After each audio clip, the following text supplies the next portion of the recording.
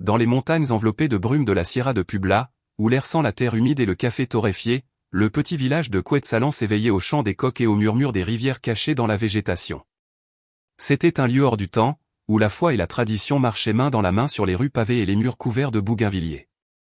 Là vivait Luz, une fillette de 7 ans aux cheveux lisses et sombres comme la boue après la pluie, et aux grands yeux, aussi vifs que son âme. Ce matin de décembre, le soleil perçait à peine les nuages quand Maria, sa mère, l'appela depuis la cuisine de leur humble maison en adobe. « Luz, dépêche-toi, ma fille, le petit déjeuner refroidit. » Mais la fillette ne répondit pas. Maria regarda vers le patio et ne la vit pas. Elle sortit pieds nus sur la terre froide et demanda à sa voisine si elle avait vu Luz. Personne ne l'avait vue. Son cœur se mit à battre fort. « Luz, cria-t-elle, la gorge nouée. Ma fille, réponds-moi. » Elle la chercha aux alentours, interrogea les voisins, courut vers le champ où la fillette cueillait parfois des fleurs sauvages. Rien. Le temps devint lent et lourd, comme si l'air lui-même savait que quelque chose n'allait pas. 1 heure plus tard, entre larmes et désespoir, Maria se rendit au petit poste de police du village. La police locale organisa une recherche immédiate avec des volontaires. La Sierra était dense, presque magique. À chaque pas, les arbres semblaient murmurer d'anciens secrets. Tous craignaient que la fillette ne se soit perdue, ou pire encore, que quelque chose de plus sombre lui soit arrivé. La communauté s'unit, lampe à la main, machette coupant la végétation, voix appelant son nom. Et puis, 3 heures après sa disparition, Luz apparut marchant seule depuis la forêt, pieds nus, mais indemne, une fleur blanche à la main et une expression de paix inhabituelle. Elle ne pleurait pas. Elle ne semblait ni confuse ni effrayée, juste sereine. « Où étais-tu, mon amour ?» lui demanda Maria en sanglotant, la serrant fort dans ses bras. « Que t'est-il arrivé ?» La fillette la regarda de ses grands yeux et dit d'une voix douce, « J'étais avec une dame qui brillait. Elle m'a parlé gentiment. Elle m'a dit que nous ne sommes pas seuls. » Tous gardèrent le silence. Certains échangèrent des regards incrédules. D'autres firent le signe de croix sans dire un mot. L'un des voisins, dont Emiliano, murmura « Et si c'était la Vierge ?» Le commentaire flotta dans l'air comme l'arôme de copal dans une messe. Maria, tremblante encore, regarda sa fille de haut en bas. Elle n'avait aucune égratignure, pas de terre sur les jambes, aucune peur dans les yeux. Elle tenait juste cette fleur blanche comme la neige, une espèce que personne ne reconnaissait vraiment. Elle savait que sa fille ne mentait pas, elle n'avait aucune raison d'inventer une telle chose, mais elle ne comprenait pas non plus qui était cette femme lumineuse, ce qu'elle voulait dire par « vous n'êtes pas seul ». Cette nuit-là, tout le village parlait de la fillette qui avait été avec une femme brillante dans la forêt. Les rumeurs volèrent entre les tables des fondas, petits restaurants, et les bancs devant l'église. Certains disaient que c'était un miracle, d'autres que c'était une fantaisie enfantine. Mais Maria, au plus profond d'elle-même, sentait que quelque chose de sacré s'était produit. Et si cette histoire vous intrigue, abonnez-vous à la chaîne pour ne pas manquer ce qui est à venir, car ce que Luz a vécu dans cette montagne ne fait que commencer, et ce qu'elle révélera changera la vie de tous pour toujours. Cuetzalan n'était pas seulement un village de montagne, c'était un cœur qui battait au rythme de la terre. Ses rues pavées serpentaient entre des maisons aux toits de tuiles rouges et les arômes de tamal fumant, de café de hola, café traditionnel, et de fleurs sauvages flottaient comme de vieux esprits sur la place centrale. Les voix des commerçants mêlaient le nahuatl et l'espagnol avec naturel, comme si les deux langues chantaient dans un même chœur ancestral. Là, la vie se tissait avec des fils de tradition. Chaque dimanche, les familles marchaient vers l'église du village, érigée il y a des siècles par des mains indigènes et une foi aveugle. À l'intérieur, les cierges illuminaient les visages fatigués d'espérance. C'était une foi qui ne posait pas de questions, qui simplement ressentait. Maria, la mère de Luz, faisait partie de cette foi. Depuis son enfance, elle l'avait respirée dans chaque prière de sa grand-mère, dans chaque procession sous la pluie, dans chaque promesse murmurée devant la Vierge. Elle travaillait comme cuisinière dans une fonda près du marché, où elle préparait du mole au chocolat amer et des tortillas fraîchement faites. Sa vie était simple, marquée par l'absence. Son mari Joaquin était parti des années auparavant pour la Caroline du Nord, cherchant du travail pour envoyer de l'argent. Depuis, ses appels étaient de moins en moins fréquents, jusqu'à presque disparaître. Mais Maria ne se plaignait pas. Elle élevait seule sa fille avec dignité et affection. Luz était tout pour elle. Curieuse, imaginative, avec un sourire capable d'adoucir n'importe quel jour gris. Dès son plus jeune âge, elle avait montré une sensibilité particulière. Elle parlait aux oiseaux, ramassait des pierres qui ne brillaient que pour elle et disait que les fleurs lui racontaient des secrets. Maria, bien que parfois inquiète, ne lui a jamais interdit de rêver. La fillette avait une connexion avec quelque chose d'indicible. Le village connaissait Luz. On la saluait avec tendresse, certains avec compassion pour l'absence de son père. Doña Tere, la fleuriste du coin, lui offrait souvent des fleurs en forme de couronne. Don Beto, le boulanger, lui donnait des conchas, pain sucré, fraîchement sortis du four. C'était une fillette aimée. C'est pourquoi, lorsque la nouvelle de ce qu'elle avait vécu dans la forêt se répandit, personne ne put rester indifférent. « Est-ce vrai, Maria ?» demanda Doña Tere en arrangeant un bouquet d'arômes. « L'a-t-elle vraiment vue ?»« Elle ne ment pas, Tere. »« Je connais ma fille, » répondit Maria, s'essuyant les mains sur son tablier d'une voix ferme, mais avec un tremblement dans les yeux. « Eh bien, il y a quelque chose d'étrange. Cette fillette est revenue avec un calme qui n'est pas de ce monde. » Les murmures commencèrent à grandir. Certains disaient que la femme lumineuse pouvait être la Vierge, d'autres que Luz avait un don. Il y avait aussi ceux qui murmuraient qu'il était dangereux d'entretenir des fantaisies. Mais la vérité est qu'à Quetzalán, quand les anciens parlaient d'apparition, personne ne riait. On parlait à voix basse, avec respect, avec crainte. Cette nuit-là, Maria alluma une bougie devant l'autel de sa maison. Elle avait une image de la Vierge de Guadalupe, un chapelet de perles de bois et une petite figurine de Saint-Michel. Luz dormait dans sa chambre, serrant sa poupée de chiffon.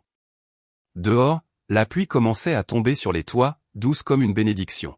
« Petite Vierge, si tu lui es vraiment apparue, aide-moi à comprendre.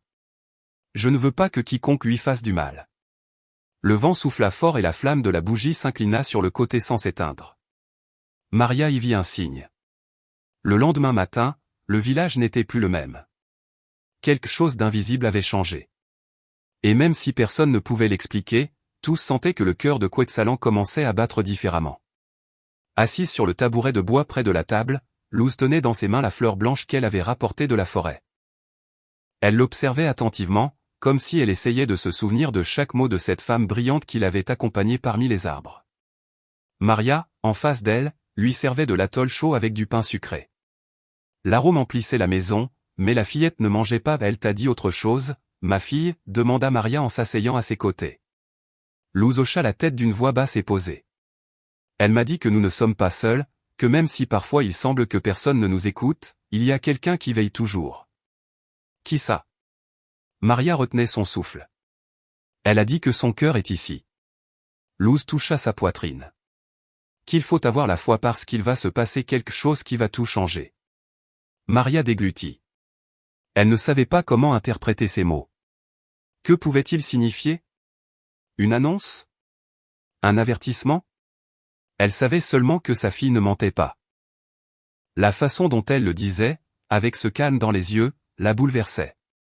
Ce même jour, après que Luz eut raconté ce qui s'était passé, l'histoire commença à circuler parmi les voisins, d'abord en chuchotis, puis en conversation plus ouverte, à l'épicerie, à la queue pour les tortillas, sur le parvis de l'église.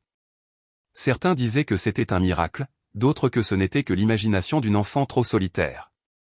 À l'école, cependant, la réaction fut différente. L'institutrice de 2e année, Señorita Clara, entendit l'histoire de la bouche des autres enfants et ne tarda pas à l'interroger directement. « Luz, je dois te demander la vérité. As-tu vraiment vu une femme qui brillait ?» La fillette hocha la tête sans hésiter. Et ce n'était pas un rêve ou un jeu. Ce n'était pas un rêve. Elle m'a parlé. J'étais éveillée. Señorita Clara fronça les sourcils.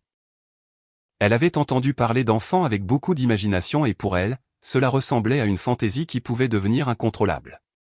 Elle décida de parler à la directrice et à la mère de Luz. Le lendemain, Maria fut convoquée à la direction.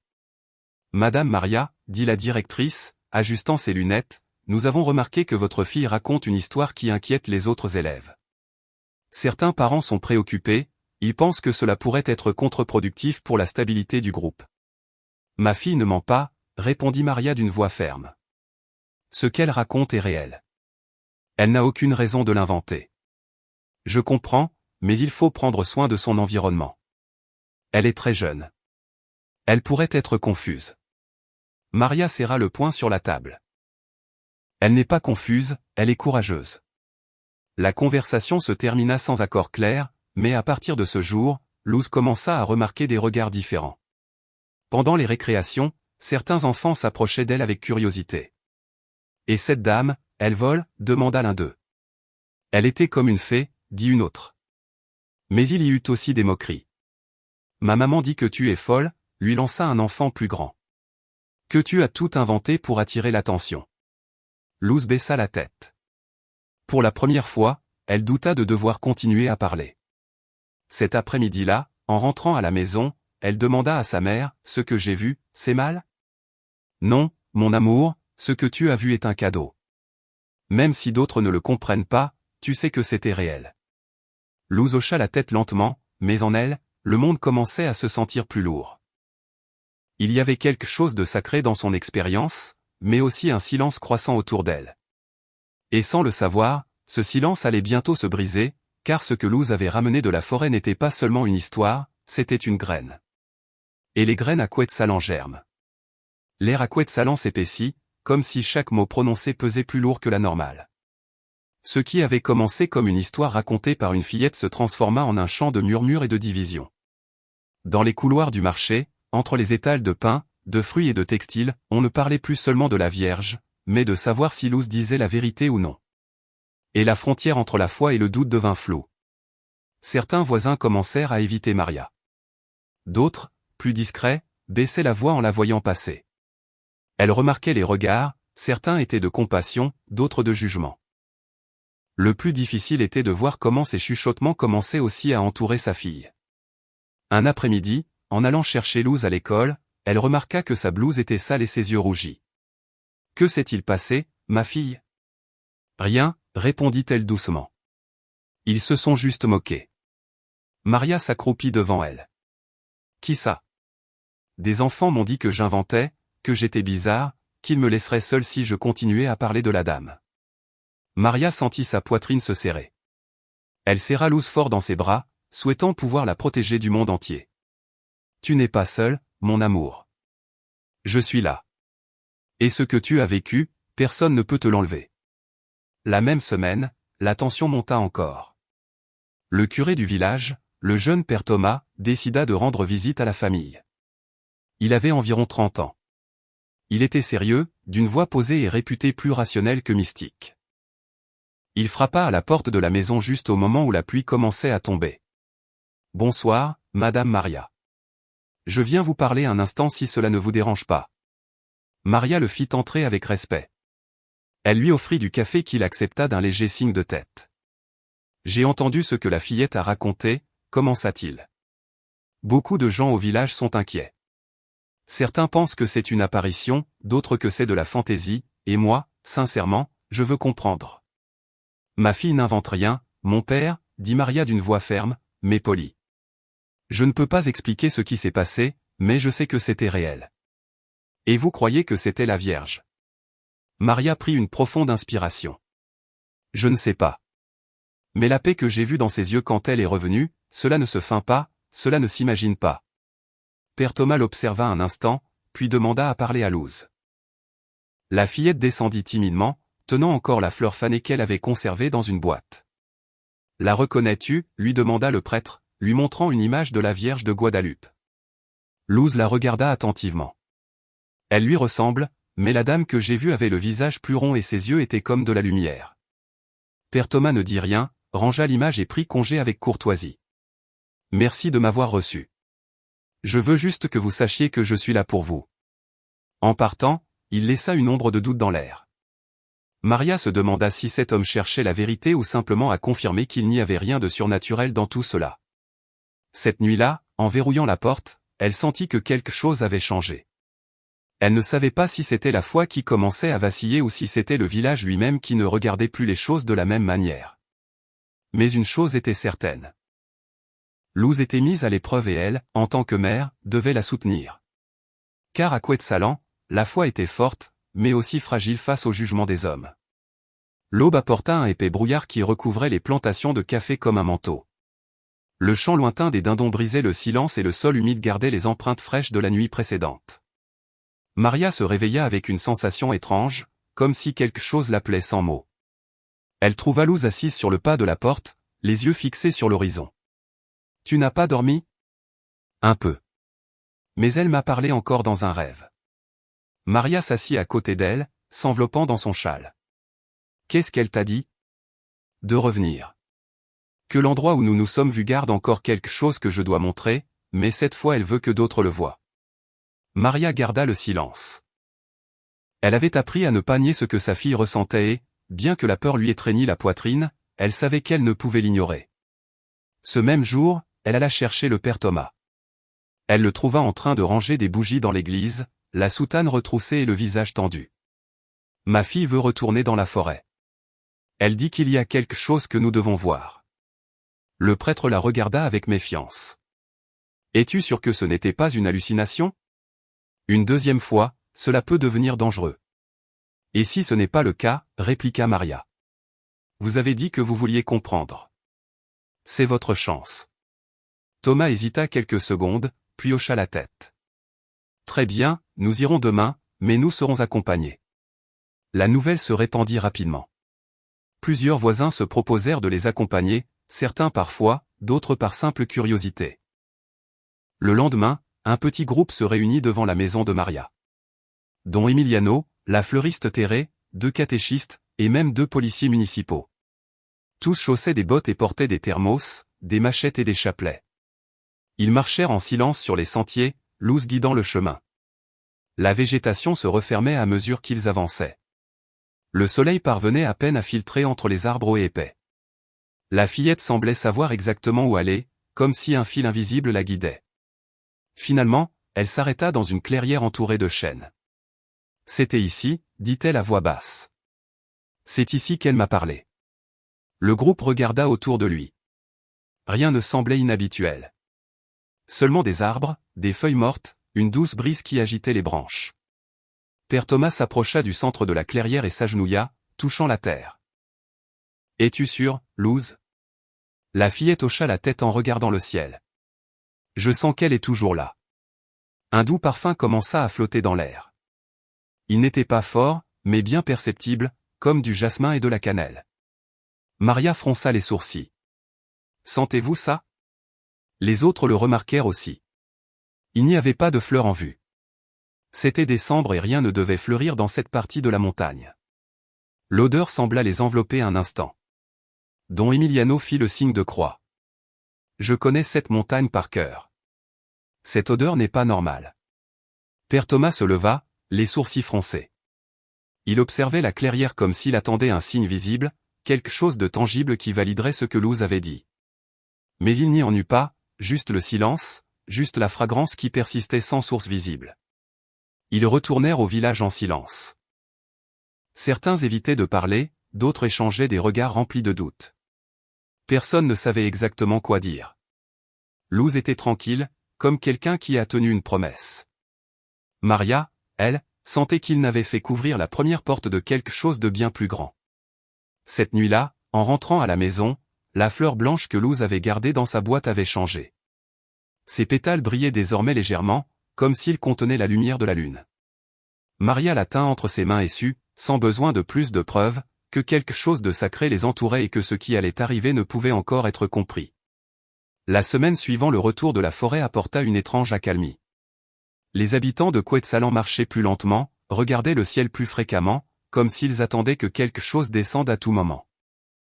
Personne ne parlait ouvertement de ce qui s'était passé dans la clairière, mais tous le savaient. Le doux parfum qui avait envahi la forêt avait laissé des traces. Et puis les signes commencèrent. D'abord, ce fut Doña Imelda, une vieille femme qui vivait seule sur le flanc de la montagne. Elle avait la vue presque perdue depuis des années à cause de la cataracte. Un matin, elle descendit au marché sans canne, marchant d'un pas ferme.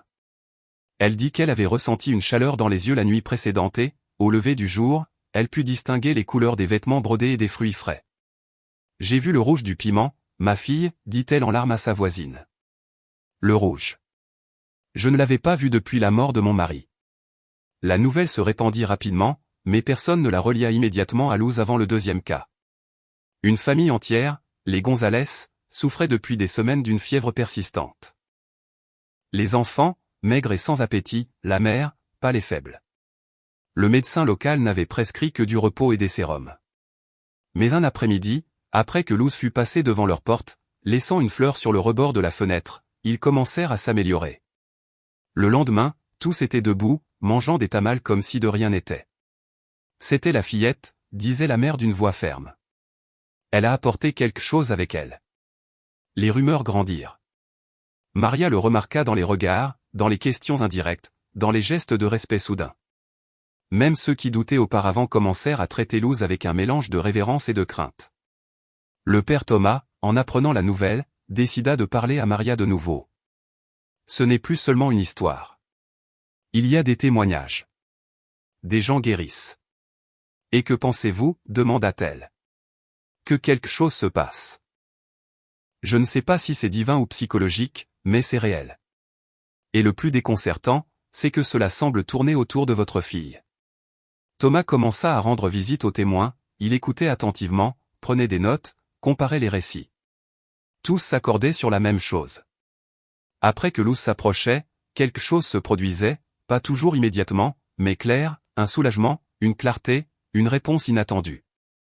Un jour, alors que le prêtre terminait sa messe dominicale, il regarda Luz assise aux côtés de sa mère. Au moment de la communion, la fillette baissa les yeux comme si elle savait que ce n'était pas son tour, mais à la fin elle resta agenouillée plus longtemps que quiconque, les yeux fermés et les lèvres silencieuses. Il l'observa et, un instant, ressentit quelque chose qu'il n'avait pas ressenti depuis des années, une tiède certitude dans sa poitrine, comme si quelque chose ou quelqu'un lui disait d'ouvrir les yeux de l'âme. « Peut-être es-tu de nouveau ici », murmura-t-il pour lui-même. Maria, de son côté, vivait un mélange de fierté et d'inquiétude. Voir sa fille désignée comme spéciale la remplissait de tendresse, mais aussi de peur. Elle craignait que tant d'attention ne lui fasse du mal, que les attentes du village ne pèsent sur ses petites épaules. Un après-midi, alors qu'elle lavait le linge ensemble, elle lui demanda « Comment te sens-tu avec tout ça, mon amour ?» Fatiguée, répondit Luz sans la regarder. Tout le monde me voit comme si j'étais autre chose. Je veux juste qu'on me croie, pas qu'on m'adore. Maria la serra dans ses bras mouillés qui sentaient le savon de coco. Alors, ne t'inquiète pas de ce qu'ils disent, tu restes toi-même. Mais en elle deux grandissait une intuition silencieuse. Quelque chose d'autre allait arriver, quelque chose qui obligerait tout le village à décider en quoi il croyait réellement. La rumeur devint écho et l'écho se transforma en bruit. Quetzalán n'était plus seulement le théâtre d'une histoire racontée entre voisins. C'était maintenant un sujet dans d'autres paroisses, dans les municipalités voisines, même sur les réseaux sociaux. Un jeune homme a enregistré une courte vidéo parlant de Luz et l'a mise en ligne. En moins de 3 jours, des milliers de personnes l'avaient vue et des étrangers sont arrivés. D'abord, une équipe de reporters avec de grosses caméras et des microphones. Ils disaient venir de la capitale à la recherche d'histoires de foi. Ils se sont présentés à l'église, puis à l'école et finalement ont frappé à la porte de Maria. « Nous voulons juste quelques mots », dit la journaliste d'une voix mielleuse. « Le pays a besoin d'espoir et votre fille peut le lui donner. » Maria les a rejetés avec politesse, mais fermeté. « Ma fille n'est pas un spectacle. » Le lendemain, la chaîne a quand même publié un reportage, avec des images floues et des témoignages manipulés. Le titre « Miracle à Quetzalán », une fillette affirme parler à la Vierge. L'école fut la première à réagir. La directrice a de nouveau appelé Maria, préoccupée par l'exposition. C'est devenu incontrôlable. Il y a des parents qui menacent de retirer leurs enfants si Luz reste dans le groupe. Pourquoi?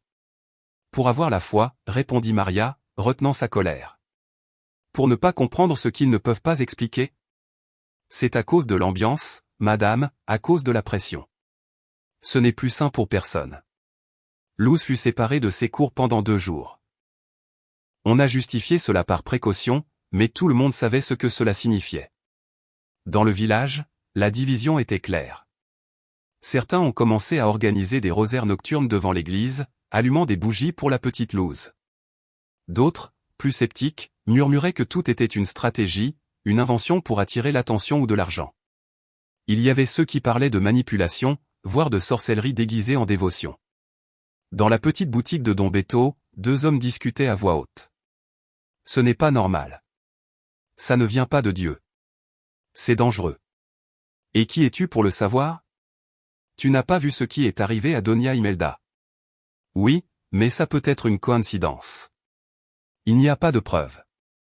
Et la foi, personne n'y croit plus. Le père Thomas essayait de servir de médiateur. Dans ses sermons, il parlait de discernement, d'ouvrir le cœur sans fermer les yeux, mais il remarquait comment les bancs se vidaient peu à peu ou comment certains fidèles s'asseyaient séparément sans se saluer. Un soir, alors qu'elle dînait des haricots et du riz, Luz demanda à sa mère, « J'ai fait quelque chose de mal ?» Maria posa la cuillère et la regarda droit dans les yeux. « Bien sûr que non, ma chérie, tu n'as rien fait de mal. Mais parfois, quand quelque chose de beau arrive, il y a des gens qui ne savent pas comment réagir, ils ont peur. Et si on ne veut plus que je parle? Alors, tais-toi pour l'instant, non pas parce que tu te trompes, mais parce que ton silence est aussi une force. » Luz hocha la tête, bien que ses yeux s'embrouillassent. Elle regrettait de jouer avec ses camarades, de rire sans penser à ce qu'ils diraient. Elle commençait à comprendre que les choses sacrées pouvaient aussi faire mal. La même semaine, une lettre anonyme apparut sur le pas de la porte de la maison, écrite à l'encre rouge. Elle disait, « Attention à ce que tu fais. Ne joue pas avec ce que tu ne comprends pas. » Maria la déchira sans la montrer à Luz, mais elle ne put dormir en paix cette nuit-là. Elle sentait que le monde extérieur s'approchait avec des griffes déguisées en foi et en raison. Et pourtant, quelque chose en elle lui répétait que résister faisait partie du chemin, qu'avant que la vérité ne fleurisse, les racines devaient briser la terre. Le ciel de Cuetzalan s'assombrit tôt le matin. Les lourds nuages traînaient sur les montagnes comme si quelque chose se préparait là-haut, au plus profond de la sierra. Maria prépara du chocolat chaud et du pain de maïs, espérant que la pluie ne gâcherait pas la journée, mais Luz, en silence, semblait être ailleurs. « Tu vas bien, ma fille ?» demanda-t-elle en servant. « Elle va m'appeler » répondit-elle sans regarder.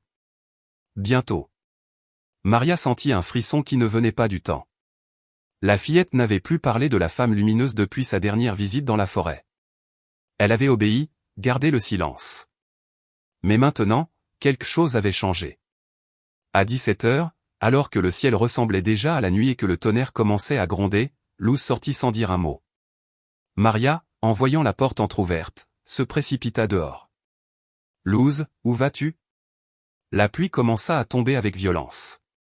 Les rues se transformèrent en rivières de pierre et de boue.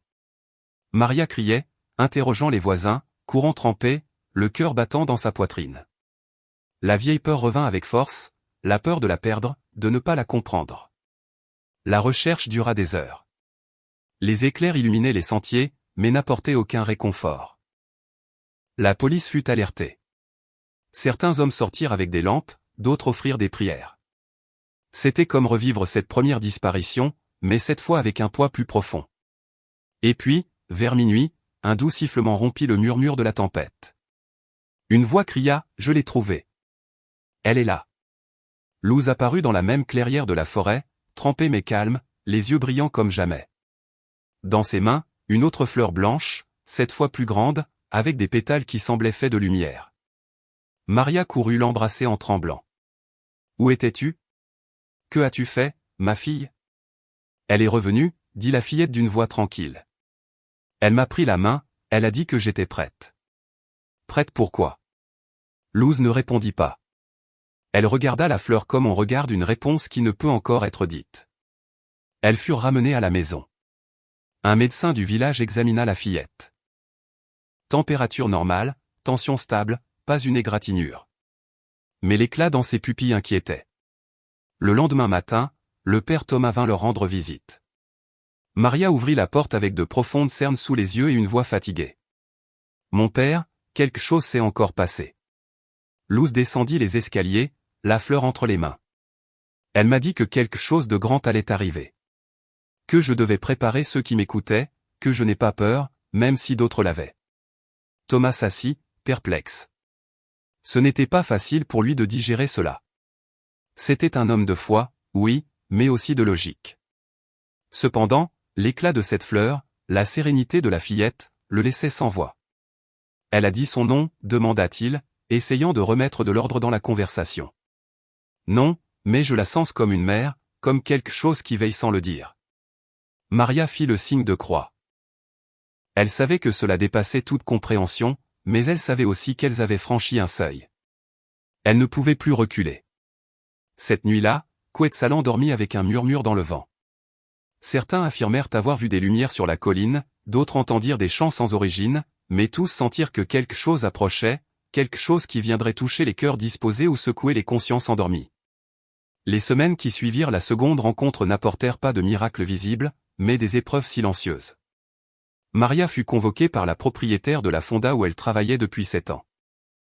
La femme, sérieuse et nerveuse, l'invita à s'asseoir dans la cuisine tout en examinant des papiers. « Maria, je suis vraiment désolé, mais nous ne pouvons plus te garder ici. »« Pourquoi ? Ai-je fait quelque chose de mal ? » ?»« Ce n'est pas ça, mais depuis qu'on sait ce qui est arrivé à ta fille, plusieurs clients ont cessé de venir. Certains disent que tu apportes de mauvaises énergies et tu sais que c'est un commerce. » Maria sentit une brûlure dans sa gorge. Elle voulut crier, mais ne le fit pas. « Alors, c'est par peur ? » ?»« C'est par précaution, » dit la femme sans pouvoir soutenir son regard. Elle partit de là avec son tablier dans un sac et les yeux secs. Elle ne pouvait pas encore se permettre de pleurer. Luz l'attendait à la maison. Il fallait être forte. Les jours devinrent plus difficiles. Sans revenu, Maria commença à vendre du pain sucré sur la place, soutenue par Thérèse, la fleuriste. Elle cuisait à l'aube, distribuait le matin. C'était peu, mais suffisant pour des haricots, du riz, des tortillas. Un après-midi, alors qu'elle arrangeait ses produits dans un panier, une silhouette qu'elle n'avait pas vue depuis des mois apparut. Son père, don Ézéchiel, grand, brun comme la terre, avec un chapeau de palmier et des yeux sages. Il avait été ouvrier agricole en Californie, puis journalier à Veracruz, un homme dur mais juste. « J'ai tout appris, » dit-il sans détour. « Je suis venu voir si tu avais besoin de quelque chose. » Maria l'embrassa comme une enfant. Elle ne lui reprocha pas les années de silence. Elle se serra juste contre sa large poitrine et pleura. Ézéchiel resta quelques jours à la maison. Il observait Luz avec intérêt, mais sans poser de questions. Un soir, alors qu'il sculptait une canne, la fillette s'approcha de lui. « Vous croyez que j'ai vu la Vierge ? Je ne sais pas si c'était la Vierge ou non, mais je crois que tu as vu quelque chose de grand, que parfois les grands apparaissent à ceux qui ont l'âme pure. Et pourquoi ça m'arrive à moi ? Parce que tu n'as pas peur de voir. » Depuis, don Ézéchiel devint un pilier silencieux. Il emmenait Luz au marché, l'accompagnait à la rivière, lui racontait des histoires de sa jeunesse parmi les plantations de café et les trains, lui parlait de saints, mais aussi de montagnes sacrées. Il mélangeait la foi catholique avec le respect indigène, comme si les deux vivaient en lui. La terre parle, ma fille, mais peu l'écoute. Toi, tu as écouté, c'est un don et un fardeau. Une nuit, alors que Maria priait à voix basse devant son autel, Ézéchiel s'approcha. Ta fille a quelque chose de spécial, mais tu es aussi son bouclier. Parfois, je ne sais pas si je peux supporter tant de choses. Tu peux parce que tu aimes. Les mots la touchèrent profondément.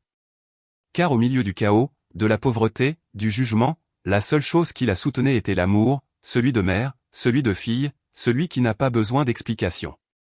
Le village restait divisé, mais dans cette petite maison en adobe, quelque chose s'était renforcé. La foi n'était plus seulement prier ou aller à la messe, c'était résister, c'était veiller, c'était aimer même si cela faisait mal. Et même si Luz n'avait pas revu la femme lumineuse, elle en rêvait certaines nuits. Dans ses rêves, elle lui disait toujours la même chose, n'aie pas peur, tout est en train de fleurir. La pluie frappait les vitraux de l'église comme des doigts insistants. Le père Thomas, debout devant l'autel, parcourait les feuilles de son homélie sans concentration. Quelque chose l'inquiétait depuis des jours. Ce n'était pas seulement ce qui se passait à Quetzallan, c'était quelque chose de plus ancien, de plus profond, quelque chose qu'il avait enterré pendant des années.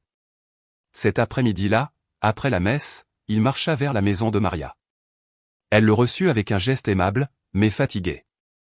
Luz était dans le patio en train de dessiner au charbon sur du carton recyclé. « Puis-je te parler un instant ?» demanda Thomas. Maria le guida jusqu'à la table. Elle lui offrit du café qu'il accepta en silence. « Je ne viens pas en tant que prêtre aujourd'hui. Je viens en tant qu'homme. J'ai besoin de te dire quelque chose que je n'ai jamais raconté. » Elle le regarda avec surprise, mais attendit. « Quand j'avais 9 ans, mon père m'a emmené camper dans les montagnes d'Hidalgo. Un après-midi, je me suis perdu. J'ai marché pendant des heures, effrayé. Je suis tombé dans un ravin et je suis resté coincé. J'étais sûr que j'allais mourir. Il prit une inspiration avant de continuer, et puis une femme brillante est apparue. Je ne sais pas comment elle est arrivée là. Elle m'a caressé le visage et m'a dit de ne pas avoir peur, que j'avais encore beaucoup à faire. Je me suis endormi. Au réveil, j'étais dans une cabane. Mon père m'a trouvé peu après. Ils ont toujours cru que j'avais confondu à cause du coup, mais je me souviens de chaque mot, de chaque lumière. Maria l'écoutait les yeux fixés. Pourquoi ne l'avez-vous jamais dit? Parce que je ne voulais pas le croire. Je suis entré au séminaire en pensant qu'avec la théologie, je pourrais l'expliquer, mais plus j'apprenais, plus je fermais mon cœur, jusqu'à ce que votre fille arrive. Il garda le silence. Dehors, le vent secouait les arbres. Thomas but une gorgée de café avant de poursuivre. Je ne suis pas venu la juger, je suis venu la remercier, car grâce à elle, je retrouve la foi que j'avais perdue. Maria sentit une émotion chaude monter de son estomac à sa poitrine. Elle se permit de sourire. Alors, vous croyez à ce que Luz a vu? Je crois qu'elle n'est pas la seule, qu'il y a beaucoup de personnes à qui quelque chose est révélé et qui le taisent par peur. Mais le silence ne nous protège plus. Il est temps de parler. Ils appelèrent Luz qui entra les mains tachées de charbon. Qu'est-ce que tu dessinais, ma fille? Elle montra le carton. Une figure féminine entourée de lumière, les bras étendus et le visage couvert d'un voile brillant. Thomas l'observa longuement. Puis-je te demander quelque chose? Oui. M'apprendrais-tu à prier comme tu le fais? Luz le regarda surprise, mais ensuite lui prit les mains avec douceur. Je n'utilise pas de mots, je ressens juste.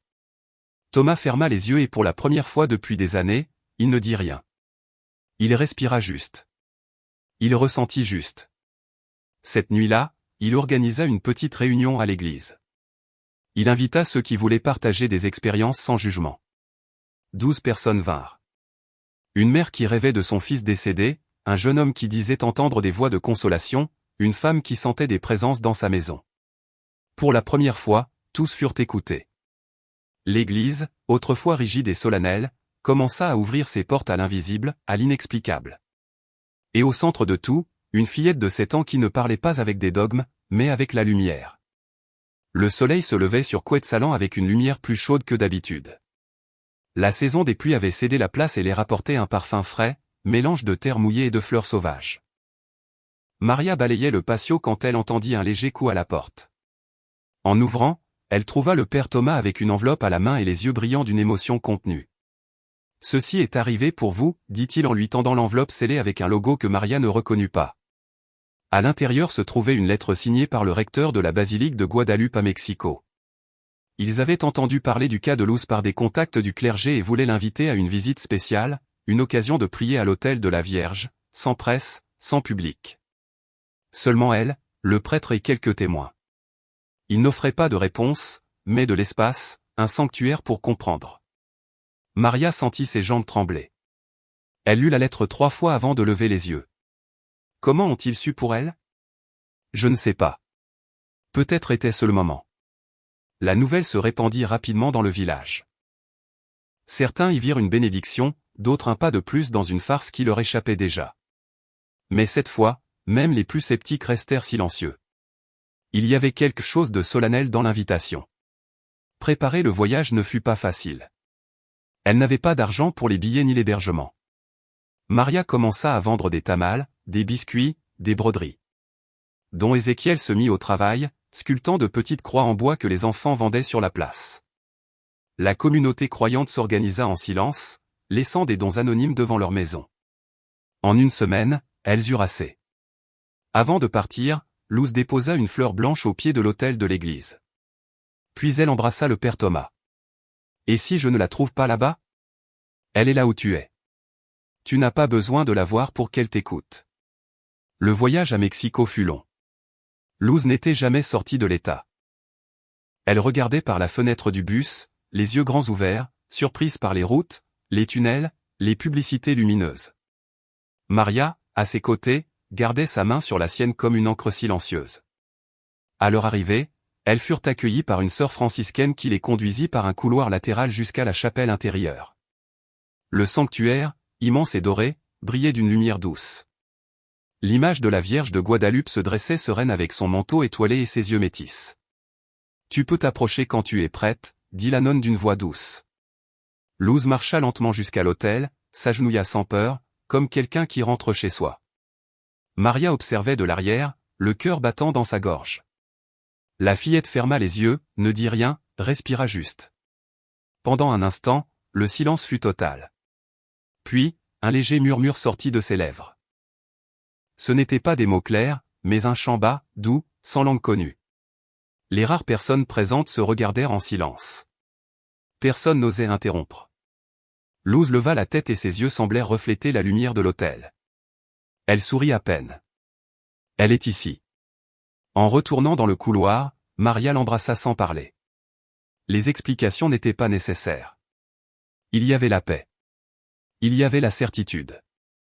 Cette nuit-là, dans la chambre d'hôtel où elle dormait, Luz lui demanda, « Toi aussi, tu l'as senti ?» ?»« Oui, ma fille, comme si elle avait toujours attendu que nous arrivions. » Et alors elles comprirent. Le voyage n'avait pas été pour chercher des réponses, mais pour confirmer qu'elle n'était jamais seule. À l'aube du deuxième jour, le ciel au-dessus de Mexico était clair, mais l'air était dense, comme s'il contenait un secret sur le point de se révéler. Maria et Luz marchèrent de nouveau vers la basilique, cette fois en silence, accompagnés par la sœur franciscaine et un prêtre auxiliaire. Il n'y avait pas de caméra, pas de presse, pas de foule, seulement des pas doux sur les mosaïques et des échos lointains de prières.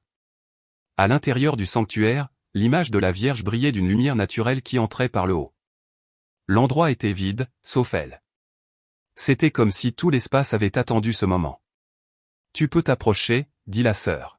« Cette fois, tu seras seule. » Luz hocha la tête. Elle ôta ses chaussures et marcha pieds nus dans le couloir central. Maria resta en arrière, les mains jointes et la poitrine serrée. La fillette arriva au pied de l'autel où un petit tapis l'invitait à s'agenouiller. Elle le fit avec douceur. Elle ferma les yeux comme si elle invoquait quelque chose en elle. Personne ne parlait, on n'entendait que les battements contenus dans les poitrines présentes. Alors, Luz commença à respirer plus profondément. Ses épaules se détendirent, son expression changea. Elle ouvrit les yeux et, d'une voix basse, mais claire, commença à parler. Elle dit que nous ne sommes pas venus pour demander, mais pour nous souvenir. La voix de Luz sonnait différemment. Ce n'était pas son ton enfantin, elle était ferme, posée, presque maternelle.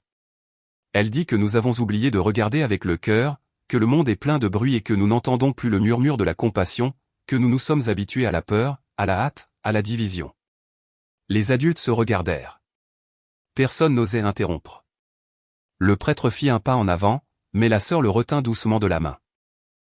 Elle dit que l'amour n'est pas une promesse d'absence de douleur, mais une force pour la soutenir, que chaque prière sincère est un pont invisible entre les âmes. La voix de Luz se brisa un instant. Elle respira profondément, puis continua. Il n'y a pas de plus grand miracle qu'un cœur qui pardonne. Il n'y a pas de signe plus clair que le réconfort offert sans condition. Elle est dans chaque geste de bonté que personne ne voit. Et alors quelque chose se produisit. Une brise tiède parcourut le sanctuaire. Il n'y eut ni lumière ni musique, seulement un instant où tous les présents ressentirent une paix inexplicable, comme si le monde entier s'était arrêté pour écouter. Luz baissa le regard comme si elle revenait à elle. Ses lèvres esquissèrent un léger sourire et 2 larmes coulèrent sur ses joues. Elle est partie, dit-elle à voix basse. Maria courut vers elle, l'embrassa fortement. Tu vas bien? Oui, maman. Je suis juste fatiguée, mais heureuse. Le prêtre, visiblement ému, s'approcha. Puis-je te demander quelque chose? Oui, dit Luz d'une voix douce. Qui était-elle? La fillette réfléchit une seconde, puis répondit, c'était l'amour. Cet après-midi-là, avant de retourner à la pension, Maria écrivit dans son carnet une seule phrase. Le sacré ne se crie pas toujours, parfois il ne fait que se ressentir. Car ce qu'elles avaient vécu dans la basilique n'était pas un spectacle, c'était une révélation intime, silencieuse, profonde, qui n'avait pas besoin d'être comprise pour être réelle. Quand l'autobus descendit les courbes de la Sierra et que Quetzalán réapparut dans la brume, Maria sentit que quelque chose avait changé, non pas dans le village, mais en elle. Luz dormait, appuyée sur son bras, le visage serein. Maria caressait ses cheveux en silence, se souvenant de chaque mot prononcé dans la basilique, de chaque regard partagé. Le terminal était tranquille. Il n'y avait ni foule ni caméra, seulement don Ézéchiel qui les attendait avec 2 cruches de café chaud. Et alors, demanda-t-il en les embrassant. Comment ça s'est passé?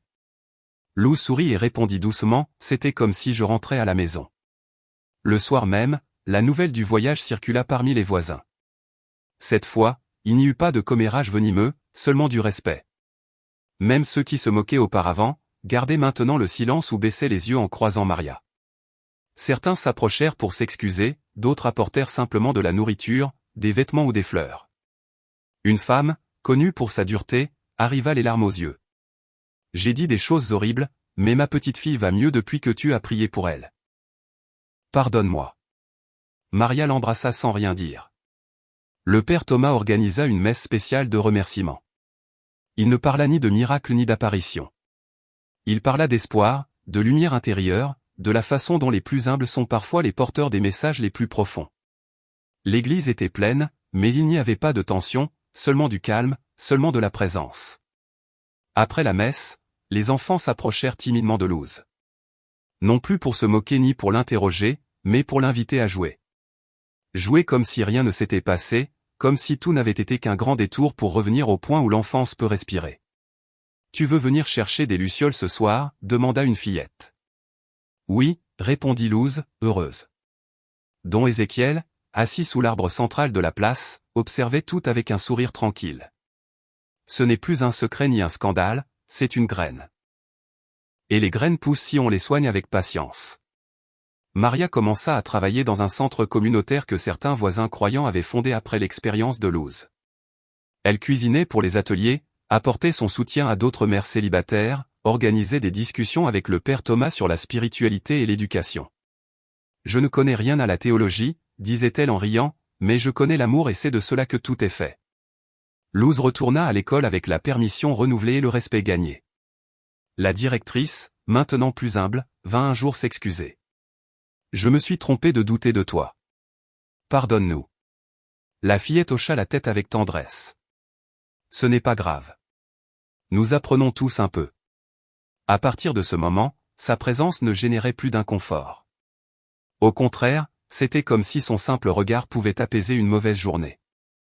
Sans avoir besoin de parler de la femme brillante, sans répéter de vision, Luz devint un phare. Le village changea aussi. Les voisins commencèrent à nettoyer les espaces communs, à peindre les bancs, à planter des arbres, non par obligation, mais par impulsion, comme si quelque chose d'invisible leur avait rappelé que la foi se vit plus dans les actes que dans les paroles. Un après-midi, alors que Luz et Maria marchaient sur le sentier menant à la rivière, la fillette s'arrêta. « Tu crois qu'elle me parlera encore ?» Maria sourit. « Peut-être oui. Ou peut-être l'a-t-elle déjà fait dans tout ce que nous avons vécu depuis. » Luz ne dit rien, elle tendit juste la main pour attraper un papillon qui volait à proximité, le laissa se poser une seconde, puis le relâcha. Et dans ce geste léger et simple semblait se trouver tout le message. Quetzalán, avec sa brume matinale et ses chants d'oiseaux, était revenu à la routine, mais une routine différente, plus douce, plus consciente. Les gens se saluaient avec plus d'intention. Les enfants jouaient sans cris blessants et les bougies aux fenêtres semblaient se multiplier au crépuscule. Luz, avec son cartable rapiécé et ses tresses bien serrées, rentrait chaque jour de l'école accompagnée de rires. L'acceptation avait pris racine et avec elle un respect profond qui ne venait pas de la célébrité, mais de la transformation silencieuse que tous avaient vécue. La directrice, maintenant plus aimable, organisa un petit événement scolaire sur les valeurs communautaires. Elle demanda aux élèves de parler des choses dont ils étaient fiers de leur village. Quand vint le tour de Luz, elle se tint devant le groupe, les mains jointes. « Je suis fière que maintenant tout le monde écoute plus et c'est tout. » Elle ne mentionna ni la femme brillante, ni les miracles, ni les fleurs, juste cela. Et tout le monde applaudit comme si ce petit geste contenait bien plus qu'il n'y paraissait. À la maison, Maria travaillait tous les jours au centre communautaire. Elle coordonnait des repas solidaires, aidait les femmes à démarrer de petites entreprises et guidait les jeunes mères dans des ateliers sur l'éducation bienveillante. Elle n'était plus seulement la mère de la fille de la Vierge, elle était maintenant un pilier de la communauté. Un après-midi, après un atelier, elle resta assise dans le patio avec le père Thomas, buvant du café au piloncillo. « Tu aurais imaginé ça un jour » demanda-t-il. « Jamais. J'ai pensé qu'ils allaient nous écraser avec leurs doutes, mais il s'est avéré que les doutes peuvent aussi semer quelque chose de bon s'ils sont accompagnés d'amour. Le prêtre hocha la tête. Il avait changé aussi. Sa voix était maintenant plus proche, son regard moins rigide. Il ne cherchait plus de réponses absolues, il écoutait plus, il ressentait plus. Chaque dimanche, à la fin de la messe, il offrait un espace libre pour que les gens partagent des signes d'espoir. Là, les témoignages coulaient comme des sources.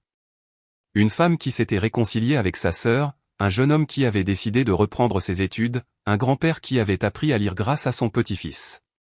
Et au milieu de tous, sans se mettre en avant, il y avait Luz, dont Ézéchiel était toujours présent. Il emmenait Luz à la campagne les week-ends. Il lui apprenait à reconnaître les plantes, à écouter les sons de la montagne. Il disait qu'il n'y avait pas de plus grande prière que de connaître la terre. C'est ici qu'elle t'a trouvé, n'est-ce pas?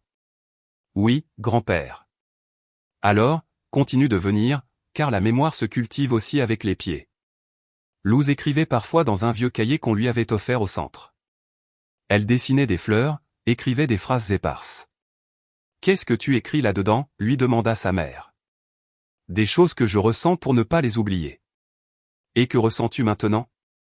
Que même si tout semble pareil, rien ne l'est. Tout a changé. Un jour, un journaliste qui avait maltraité l'histoire par le passé, revint au village cherchant une nouvelle interview. Maria l'accueillit à la porte. Nous voulons montrer comment vous allez maintenant. Les gens veulent savoir ce que vous êtes devenu. Dites-leur que nous allons bien, que nous continuons à aimer et que nous n'avons plus rien à prouver. L'homme insista. Maria ferma juste la porte avec gentillesse, car elle n'avait plus besoin de rien démontrer. Ce qui avait été vécu n'était pas destiné à être exposé, mais vécu, partagé en silence, comme le pain rompu entre amis.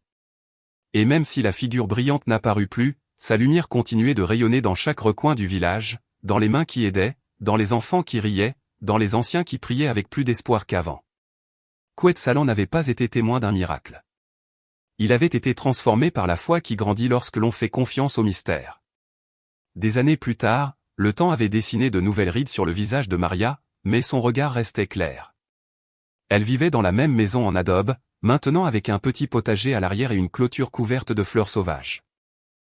Luz, déjà adolescente, marchait d'un pas ferme, d'une voix douce et Dieu qui semblait avoir vu plus que n'importe quel enfant ne devrait. Ce matin-là, alors qu'elle balayait le patio, Luz trouva une fleur blanche près de la porte. Ce n'était pas la saison, il n'y avait aucune explication logique. Elle la ramassa délicatement et sourit. Encore toi. Maria sortit avec une tasse de café entre les mains. Que as-tu vu? Rien. J'ai juste senti comme si elle me disait, je suis toujours là. Toutes deux se regardèrent complices, comme celles qui partagent un vieux secret qui n'a plus besoin d'explication. Dans le village, l'histoire restait vivante, mais non comme une légende. Elle était devenue un enseignement. Dans les écoles, les enseignants utilisaient l'exemple de Luz pour parler d'empathie. À l'église, le père Thomas, maintenant plus âgé, mais l'âme éveillée, mentionnait de temps en temps le miracle silencieux, celui qui ne laisse pas de signes visibles, mais transforme tout sur son passage.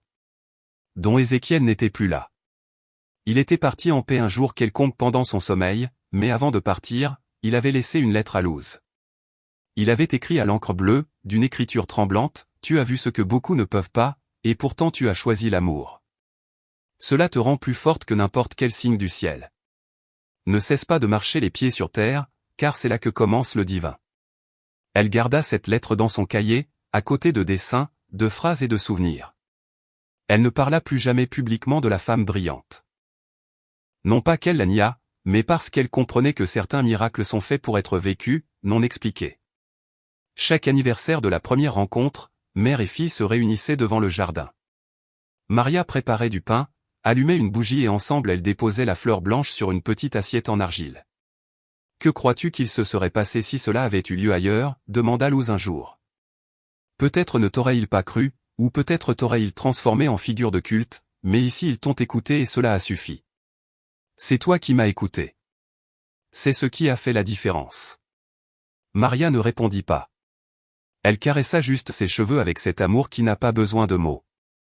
Ce jour-là, au crépuscule, une fillette du quartier s'approcha en courant avec une expression étrange. « Luz, je crois que j'ai vu quelque chose sur la colline. » Une lumière comme une dame. Luz la regarda avec tendresse. Et comment t'es-tu senti? Bien, je n'ai pas eu peur. Alors, c'était réel. La fillette sourit et repartit en courant. Maria observa sa fille. Crois-tu que maintenant ce sera elle qui écoutera les autres? Peut-être. Peut-être que maintenant c'est à son tour de s'épanouir. Le cycle continuait. L'histoire ne s'était pas terminée, elle s'était juste transformée, car ce qui avait commencé comme une vision parmi les arbres était devenu une chaîne d'actes, de paroles et de silences qui touchaient chaque recoin du village. Et si tu es arrivé jusqu'ici, c'est parce que quelque chose en toi a aussi résonné avec cette histoire.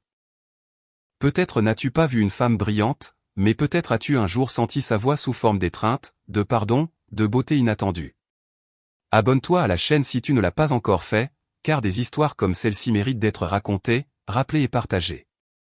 Et si tu veux continuer à voyager au plus profond de l'âme humaine, clique sur la vidéo qui apparaît à l'écran, car parfois le plus extraordinaire n'est pas ce que nous voyons, mais ce que nous ressentons sans comprendre.